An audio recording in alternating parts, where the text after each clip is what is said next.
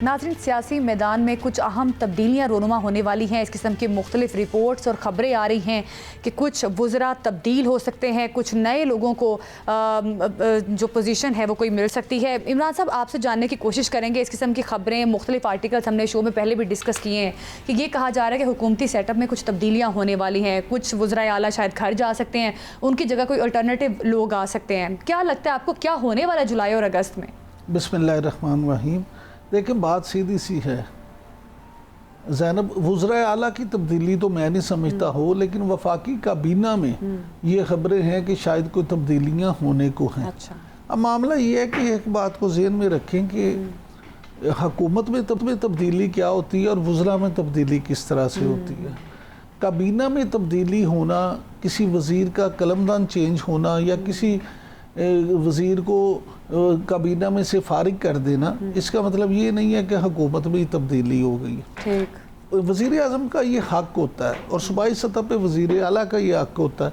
अगरचे पाकिस्तान में वज़ीर आज़म या वज़ीर आला से ज़्यादा पार्टी लीडर जो है वो इसे अपना हक़ समझते हैं। मसलन मुस्लिम लीग नून में शायद मियाँ नवाज शरीफ की मर्ज़ी के बगैर कोई बंदा काबीना में ना शामिल किया जाए या उसको ना निकाला जा सके। इसी तरह से सिंध में आसिफ अली जरदारी साहब या बिलावल भुट्टो की मर्ज़ी के बगैर कोई बंदा उसमें शामिल नहीं किया जा सकता या निकाला नहीं जा सकता।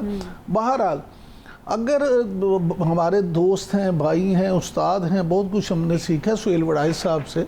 सुहेल वड़ाइच साहब का अगर आपने लेटेस्ट कॉलम पढ़ा हो, उन्होंने इसी पे लिखा है इन और आउट पे जी। तो ये जो इन होना और आउट होना ये तो शुरू से अज़ल से होता है और अब तक होता रहेगा। बहुत सारे लोग जो हों इन हो जाते हैं, बहुत सारे लोग आउट हो जाते हैं। इसमें कारकर्दगी भी मैटर करती है, लेकिन इसके अलावा बहुत चीज़ें दूसरी भी मैटर करती हैं। आपका सियासी कद बड़ा मैटर करता है, आपकी मकबूलियत मैटर करती है और मकबूलियत से कहीं ज़्यादा कबूलियत मैटर करती है। फिर आपकी अपनी सियासी जमात के सरबराह से वफादारी, ये बहुत मैटर करती है। अवाम और हल्का बेचारा तो सबसे आखिर में आता है।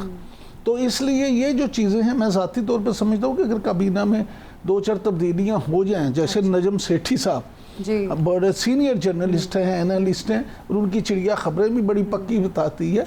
सेठी साहब का ख्याल है या उनका ये कहना है कि आज हो कल हो परसों जब भी हो, वो कहते हैं कि ये तब्दीली होने को है कि मोहसिन नकवी साहब जो हैं उनको वज़ीर ख़ारजा बना दिया जाएगा और इसहाक डार साहब उनको वज़ीर ख़जाना का कलमदान दिया जाएगा। अब इसहाक डार साहब जो हैं वो पहले ही नायब वज़ीर आज़म भी हैं और मियाँ नवाज शरीफ साहब तो पहले भी शायद यही चाहते थे और सेठी साहब ने जिक्र भी किया कि वज़ीर ख़जाना इन्हें बनाया जाए, लेकिन ताकतवर हलके जो हैं वो शायद ये नहीं चाहते थे। इसीलिए उनका ख्याल था कि IMF जो है उससे पाकिस्तान की डिफ़ॉल्ट होने की जो बातें, तो एक ऐसा बंदा लाया जाए जो IMF की मर्ज़ी का हो और डिफ़ॉल्ट से बच जाए।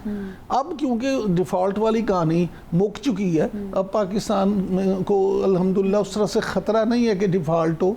तो सेठी साहब का ख्याल है कि अब ये काम जो है। तो इमरान साहब, फिर सेठी साहब के इस आर्टिकल से ये तो इशारा लिया जा सकता है कि शायद फाइनेंस मिनिस्टर चेंज होने जा रहे हैं। अच्छा, ये सेठी साहब के आर्टिकल से नहीं, सेठी साहब के प्रोग्राम से। उन्होंने अपने प्रोग्राम और मुख्तलिफ आर्टिकल्स में इस किस्म की खबरें देते रहे, जैसे फैसल वावडा साहब भी पहले बता चुके हैं। सेठी साहब ने तो ये बात सेठी साहब ने तो ये अपने प्रोग्राम आज नजम सेठी के साथ जो है दुनिया TV पे वो करते हैं, उसमें ये बात की है। तो बिल्कुल ये हो सकता है वज़ीर ख़जाना जो हैं मोहम्मद औरंगज़ेब रमदे साहब, अगर इसहाक डार साहब वज़ीर ख़जाना आते हैं तो फिर लाजमी उनको वो कलमदान से उनकी छुट्टी हो जाएगी। देखिए इमरान साहब, ताकतवर हल्कों ने तो पहले भी इनको इसहाक डार साहब को वज़ीर ख़जाना नहीं लगने दिया। ज़ाहिर है उनकी फ़ैसले के बगैर तो कुछ मुमकिन नहीं है। तो फिर क्या लगता है आपको कि इसहाक डार फिर आने वाले वज़ीर ख़जाना? नहीं, देखिए इसमें बड़ी सीधी सी बात है।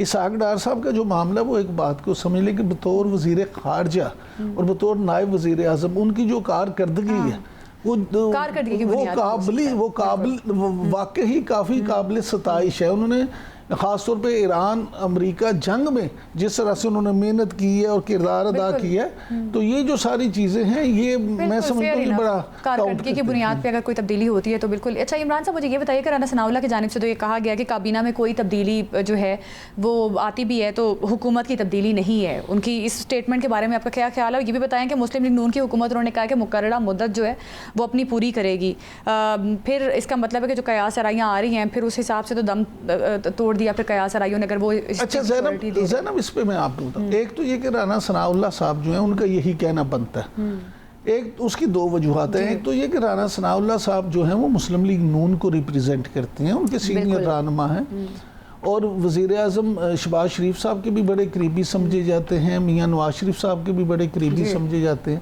اب وہ یہ کیسے کہیں کہ حکومت کے بارے میں اس طرح کی بات۔ دوسری بات یہ کہ میں خود ذاتی طور پہ بھی یہ سمجھتا ہوں کہ ابھی حکومت کہیں نہیں جا رہی، موجودہ جو سیٹ اپ ہے مجھے نہیں لگتا کہ اس میں کوئی اس طرح سے تبدیلی آنے والی ہے۔ دوسری بات میں آپ کو سہیل وڑائے صاحب کے مختلف کالموں کا اس میں بڑا ذکر کیا جاتا ہے۔ حال ہی میں منیف فاروق صاحب ہمارے دوست ہیں، انہوں نے ایک سہیل وڑائے صاحب کا انٹرویو کیا، اس انٹرویو میں خاص طور پہ یہ جو کالم ہیں سہیل وڑائے صاحب کے یہ بھی ڈسکس ہوئے۔ سہیل وڑائے صاحب نے خود یہ کہا ہے کہ میرا مطلب یہ ہرگز نہیں ہے کہ میں کہہ رہا ہوں کہ حکومت ابھی جا رہی ہے، میں تو یہ کہہ رہا ہوں کہ یہ ٹارگٹس ہوتے ہیں، یہ چیزیں ہوتی ہیں، ان پہ اگر نہ عمل ہو تو پھر جو اسٹیبلشمنٹ ہے یا جو ریاست ہے اس کے اور حکومت کے درمیان رفٹ پیدا ہو جاتی ہے۔ اب اگر موجودہ حکومت اپنے معاملات صحیح رکھ کر لے گی تو رفٹ پیدا نہیں ہوگی، لیکن اگر یہ ٹھیک نہیں کرتے، اگر اکانومی بہتر نہیں ہوتی، اگر چیزیں لا اینڈ آرڈر کی صورتحال بہتر نہیں ہوتی، اگر مختلف جو چیزیں ہیں وہ بہتر نہیں ہوتی تو پھر ان کے لیے مشکلات ہو سکتی ہیں۔ ٹھیک، اچھا عمران صاحب یہ بتائیں کہ 28ویں آئینی ترمیم کے بارے میں کیا کہیں گے؟ کیونکہ اعظم نذیر تارڑ صاحب نے بھی کہا ہے کہ 28ویں ترمیم جو ہے ابھی فی الحال تو نہیں آ رہی، لیکن ظاہر مشاورت ہو جائے گی آپس میں تمام حکومتی حلقوں میں۔ پہلے بھی جب 26ویں ترمیم آنی تھی، 27ویں ترمیم آنی تھی، تب بھی سیاسی پارٹیز میں ڈیڈ لاک برقرار ہے، لیکن ایٹ دا اینڈ وہ آئی۔ 28ویں ترمیم پھر آنے والی ہے اعظم نذیر تارڑ کے اسٹیٹمنٹ سے، تو پھر یہ لگ رہا ہے کہ پھر مشاورت ہو جائے گی تمام حلقوں۔ دیکھیں گزارش یہ ہے کہ جب 26ویں ترمیم آنی تھی یا 27ویں آنی تھی تو ہم نے یہیں بیٹھ کے بات کی تھی، اور میں نے کئی دفعہ یہ کہا تھا کہ پیپلز پارٹی مان جائے گی، پیپلز پارٹی جو ہے وہ اس پہ کام کرے گی اور اسی نوکری پہ تنخواہ پہ وہ اسی تنخواہ پہ نوکری کریں گے اور حکومت کی سپورٹ کریں گے۔ آپ نے دیکھا ہو گیا اب بھی اگر اعظم نذیر تارڑ صاحب کی آپ بات کر رہے ہیں تو اعظم نذیر تارڑ صاحب نے جو کہا ہے اس کو پورا سمجھے یا پوری بات کو سنیں۔ انہوں نے یہ کہا ہے کہ پیپلز پارٹی نے 27ویں ترمیم پہ ہماری بڑی مدد کی تھی، تو اب بھی کریں گے، تو وہ ٹھیک کہہ رہے ہیں، پیپلز پارٹی جو ہے وہ آن بورڈ ہی ہوگی تو ترمیم ہوگی۔ تو کنفرم ہے کہ 28ویں ترمیم آ رہی ہے پھر آنے والے چند دنوں میں؟ چند دنوں کی بات نہیں ہے، لیکن 28ویں ترمیم پہ ورکنگ ہو رہی ہے اس پہ۔ اور میں آپ کو ایک اور خبر دے دوں کہ صرف یہی نہیں ہے کہ اس پہ صرف باتیں ہو رہی ہیں، بلکہ اس پہ باقاعدہ ورکنگ ہو رہی ہے، اور مسلم لیگ نون کے جو سینئر وکلاء ہیں وہ اس پہ جو ہے کام بھی کر رہے ہیں، اور کہ کس طرح سے ہونا چاہیے۔ اور بعض اطلاعات اور بعض خبروں کے مطابق واقفان حلقہ تو یہ کہنا ہے کہ اٹارنی جنرل پاکستان جو ہیں وہ بھی اس سارے معاملے پہ آن بورڈ ہیں، اور پیپلز پارٹی کے ساتھ بھی یہ چیزیں شیئر کی جا رہی ہیں۔